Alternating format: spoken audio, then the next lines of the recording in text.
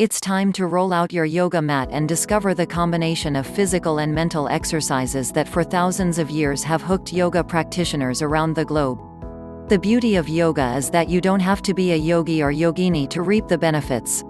Whether you are young or old, overweight or fit, yoga has the power to calm the mind and strengthen the body. Don't be intimidated by yoga terminology, fancy yoga studios and complicated poses. Yoga is for everyone. 3 yoga poses you need to know. The building blocks of yoga are poses. These are good ones to learn as you build a regular yoga practice. These 3 poses are a complete yoga workout. Move slowly through each pose, remembering to breathe as you move. Pause after any pose you find challenging, especially if you are short of breath, and start again when your breathing returns to normal. The idea is to hold each pose for a few slow breaths before moving on to the next one.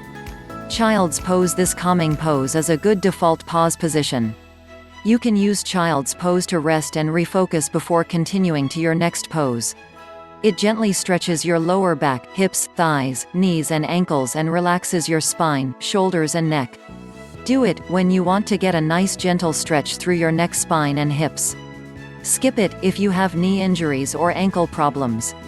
Avoid also if you have high blood pressure or are pregnant. Modify. You can rest your head on a cushion or block. You can place a rolled towel under your ankles if they are uncomfortable. Be mindful, focus on relaxing the muscles of the spine and lower back as you breathe. Downward facing dog. Downward facing dog strengthens the arms, shoulders and back while stretching the hamstrings, calves and arches of your feet. It can also help relieve back pain. Do it to help relieve back pain. Skip it. This pose is not recommended if you have carpal tunnel syndrome or other wrist problems, have high blood pressure or are in the late stages of pregnancy. Modify. You can do the pose with your elbows on the ground, which takes the weight off your wrists. You can also use blocks under your hands, which may feel more comfortable. Be mindful, focus on distributing the weight evenly through your palms and lifting your hips up and back, away from your shoulders.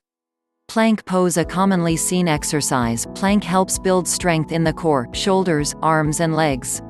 Do it. Plank pose is good if you are looking to tone your abs and build strength in your upper body.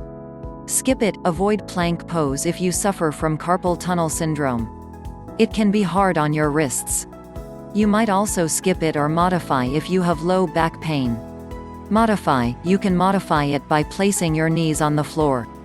Be mindful, as you do a plank, imagine the back of your neck and spine lengthening.